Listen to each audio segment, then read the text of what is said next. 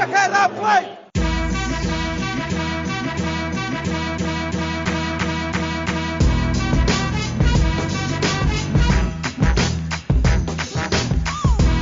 Pozdravljen, Jure.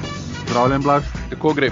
Pa kar solidno, glede na to, kakšno vreme je danes, ne? Drugače pa v redu. Ja, ampak se je vsaj malo utoplilo, tako da če ne drugega, je vsaj to. Nič, z Juretom v bistvu bova danes posnela nov podcast. Odločila sva se, da ga bova poimenovala Kofetkanje in če se bo le dalo, bova poizkušala na tak način posneti tedenski podcast. Predvsem beseda bo tekla čisto malo na splošno o športih, ne toliko NBA, čeprav tudi NBA omenjala in upam, da vam bo všeč. Da bi še ti kaj dodal, Jure, tukaj na začetku? Ja, nasplošno bova govorila o novicah znotraj enega tedna ali pa nasplošno zadnjih 2 dni o vseh športih, predvsem pač NBA in dogodkih Luke Dončića, Dragića in Čančarja, če pride na parket, pa kakšen šport, kot kakšen nogomet, Premier liga, Španska liga, hokej, če bo kakšna zanimiva novica in tako naprej. Ja, točno tako. In zdaj za ta prvi podcast sva si izbrala Super Bowl, Premier ligo in malega v NBA ligi o MVP kandidatih.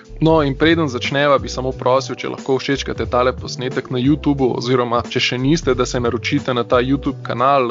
Enako lahko storite tudi na Soundcloudu in pa Spotifyju. Seveda ne pozabite tudi naših družbenih omrežij Košarka NBA Slovenija, tako na Facebooku kot tudi na Instagramu, na Redditu in pa po novem tudi Discord. Link do Discorda bo v opisu tega videoposnetka. Nas je že skoraj 200 na tistem strežniku in konstantno potekajo debate, tako da ste ljudno vabljeni. Zdaj pa v bistvu lahko kar začneva, no? Si gledal Super Bowl, te bom tako direkt vprašal. Imel sem plane ga gledati, čeprav pač nekaj sem dotrujen v čihta in sem pa zjutraj samo malo highlights pogledal, ampak nekako sem bil v upanju, glede na to, da je Tom Brady v finalu, da bo pač to lahka igra, kakor je pol rezultat pokazal.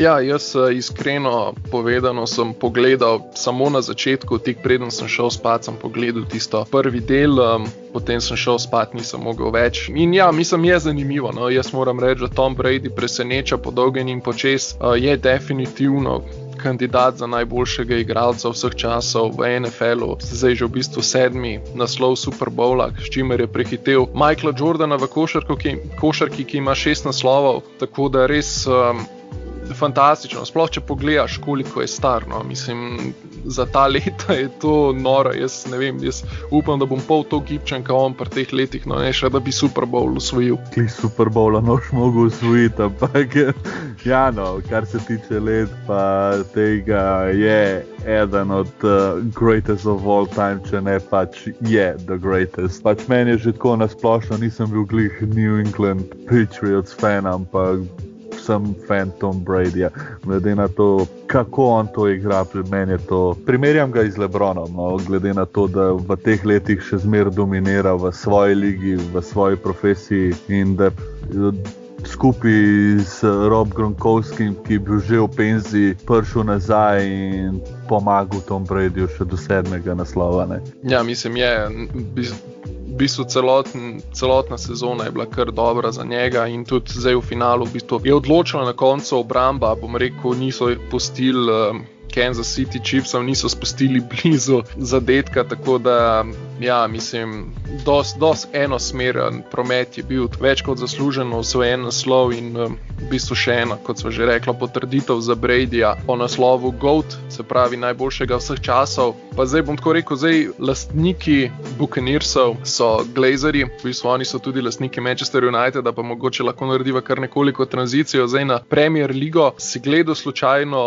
Liverpool-Manchester City derby? Mečkaj sem si pogledal, no, po pravici poveda ne čist najboljš tekmo, pa ne vem, no, moram se mečkaj osredotočiti na delo vratarja pri Liverpoolu. Ne vem, a se je bal navijačev, kaj jih ni bilo na stadionu, ali bo kakšen drug razlog? Ti kaj slišal? Mislim, Klopp je rekel, da ga je zebal v noge in da je zaradi tega v bistvu naredil te napake.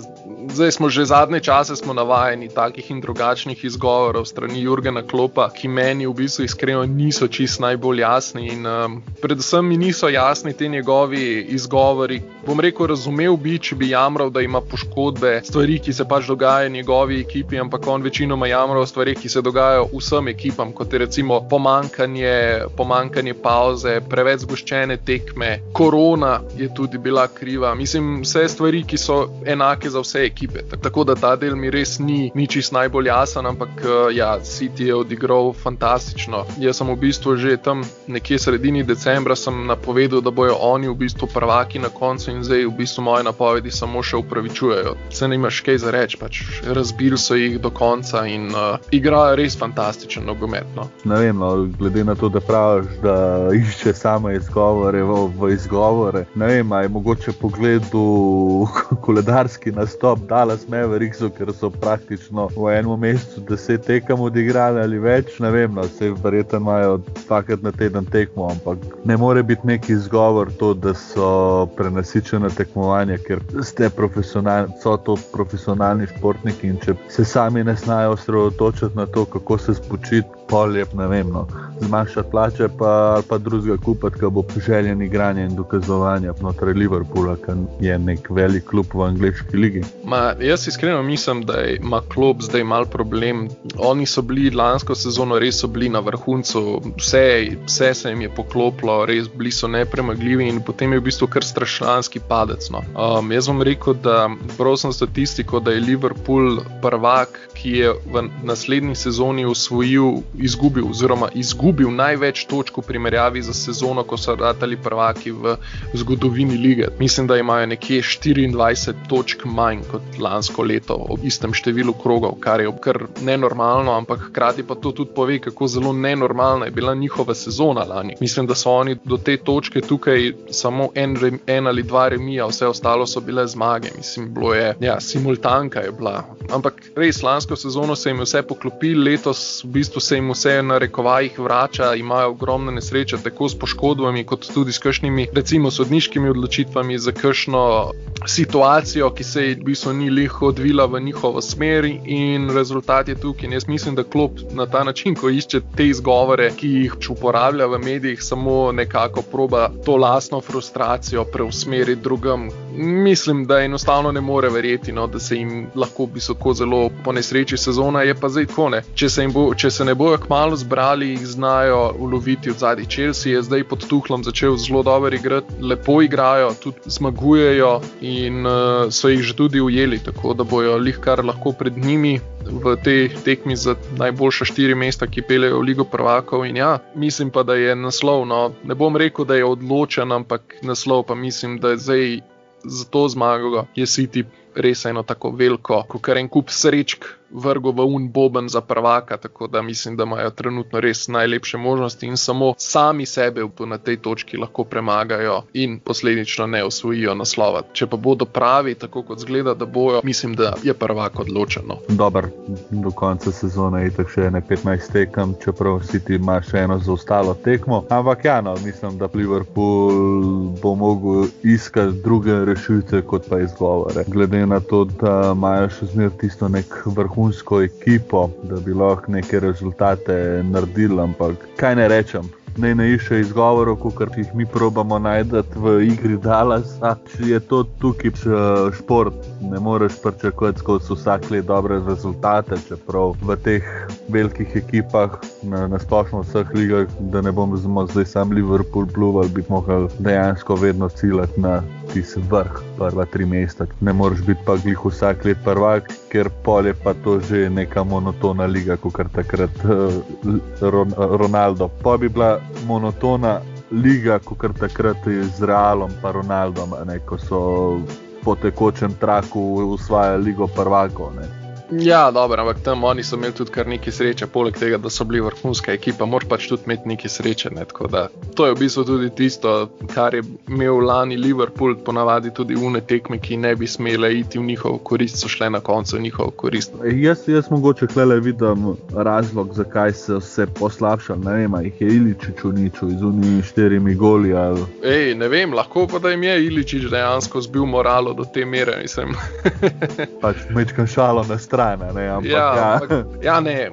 Jaz mislim, da dejansko so jih tiste poškodbe presekale in zdaj je situacija taka, kakršna je. No. Mislim, da kot sem rekel, morajo se sestaviti, če se jim ne bo ratal sestaviti. Je kot tudi ta sezona kar velika polomija, ampak je pa tudi resno. Tako kot si že ti rekel, je še 15-16 krogov do konca in to se lahko zgodi še marsikaj. Tudi če pogledaš samo Tottenham na začetku sezone, so jih vsi imeli kot ene izmed glavnih favoritov za naslov, zdaj so pa že kar precej zadnji na 8. mestu. Ampak v Premier Ligi bi midva dejansko lahko govorila še ure in ure, ker je toliko stvari, da ker glava boli, ampak da ne bova se preveč tukaj zapletala. Greva še na tisto najno zadnjo temo, ki sva rekla, da bi jo na hitro obdelala, MVP lestvica v NBA-ju. Kdo so zdaj top, recimo 5 kandidatov v tem trenutku? Top 5 bom govoril prvega do zadnjega, prvega do 5. mesta so Nikola Jokić, Joel Embiid, LeBron James, Giannis Antetokounmpo in Kawhi Leonard.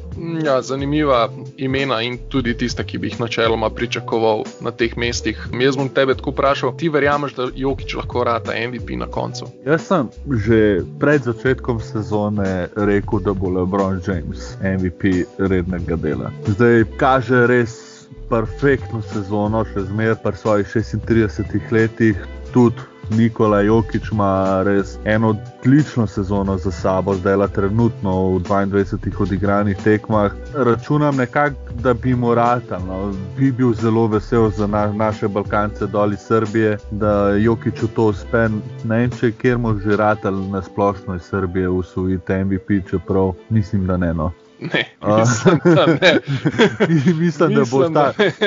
Mislim pa, da bo ostal tako, glede na to, Denver ne igra tako perfektno, kot recimo LeBron iz Lakersi. Ja, dobro, ampak saj se v bistvu po tej točki se strinjam s tabo.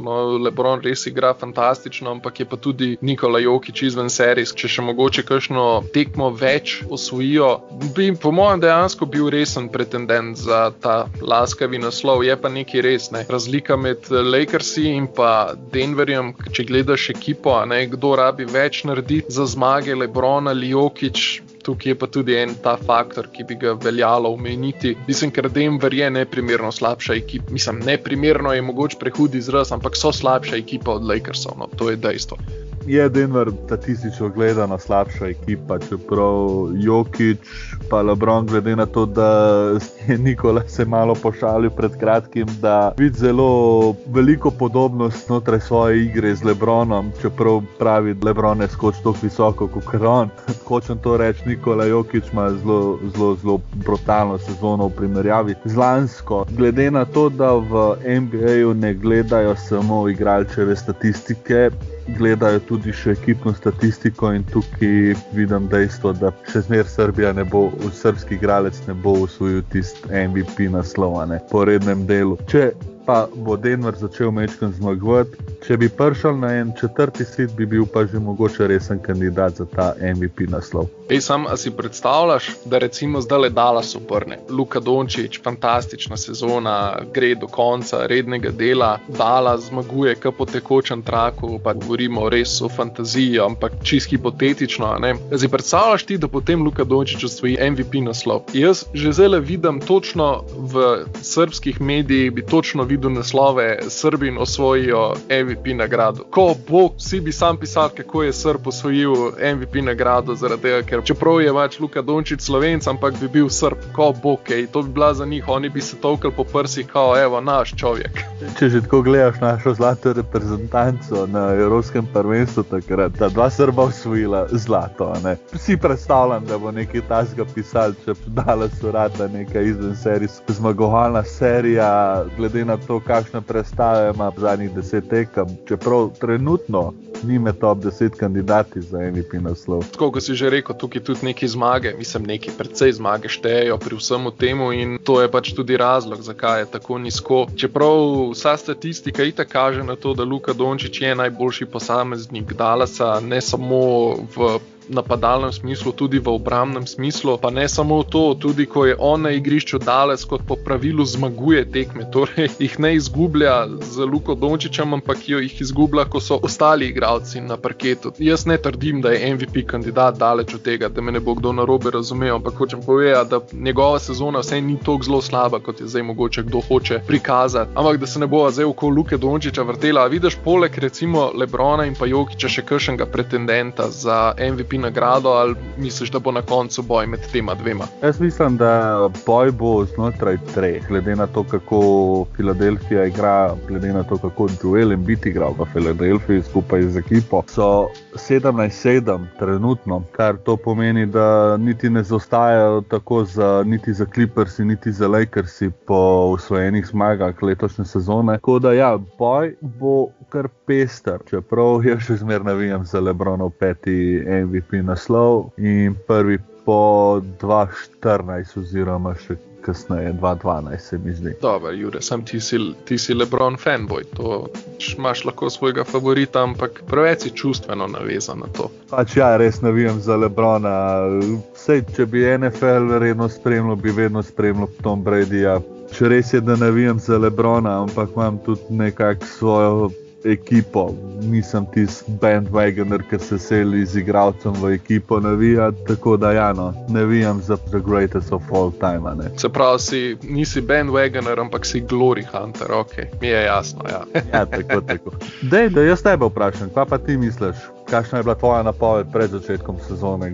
To bo jaz sem napovedal, da bo Dončić, ne? Ampak jaz priznam, da jaz kot Slovenc sem pristranski, kar se tega tiče, ne? Ker Dončić ne bo ne vem, dejansko se malo nagiba med Jokićem pa med LeBronom, ker dejstvo je, da LeBron je vsako sezono na vrhunskem nivoju. Jaz mislim, da če on se odloči igrati tudi obrambo na vrhunskem nivoju, igra tudi obrambo na vrhunskem nivoju, ampak on se med sezono pri teh aspektih nekoliko špara, ker špara energijo potem za končnico, kar je v bistvu logično pri njegovih letih. In samo zaradi tega jaz mislim, da tudi letos ne bo MVP kandidat, ampak ne bom pa niti trdil, da bo Jokić, ker sezona je v bistvu, zdaj smo šli čez dobro četrtino in je v bistvu sezona še kar precej dolga in se lahko v bistvu še stvari zelo, zelo hitro obrnejo. Vse zaradi tega sem pa tudi jaz prej v šali nekoliko rekel, si predstavljaš, da Luka Dončić in Dallas zdaj obrnejo krivuljo, ne. Tako da jaz mislim, da se še zna ta boj razplamteti še s kakšnimi drugimi igralci. Tudi recimo Janis zdaj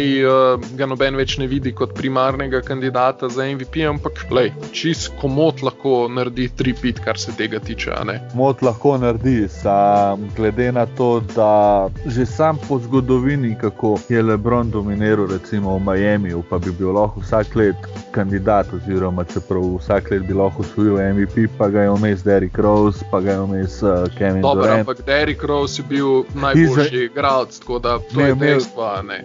Imel je izven serijsko takrat isto sezono, da je bil Derrick Rose MVP, ampak tako govori. Kar se tiče tega, mislim, da Janis ni eden tistih kandidatov, ki bi letos osvojil. Bi prej mogoče Kawhi Leonarda v spredje postavil pred njega. Ja, vse po svoje se strinjam s tabo, no, ampak se pravi, jaz sem dal to bolj za primer, ne, da sezona je v bistvu še kar dolga, no. Mislim, da ima večina ekip še tam nekje 50 tekem za odigrati. To je res ogromno tekem in lahko se še marsikaj zgodi, no.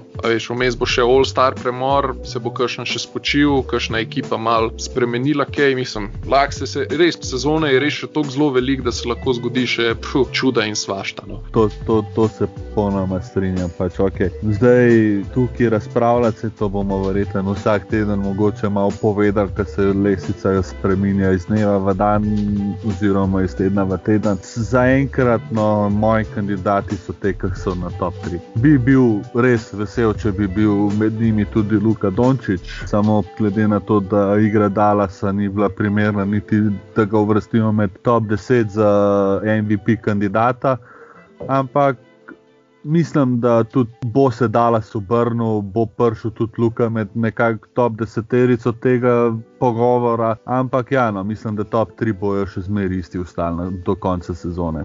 Iskreno me to v bistvu niti ne bi presenetilo. No, zdaj, če ti čisto iskreno povem, Jure, meni je kave zmanjkalo. Tako da jaz mislim, da je to v bistvu tudi že kar znak, da mi dva tole počasi zaključiva tale prvi podcast Kofetkanja. Jaz ne vem, a ti še imaš kaj za spit? Še verjel, meni je tudi kar zmanjkalo.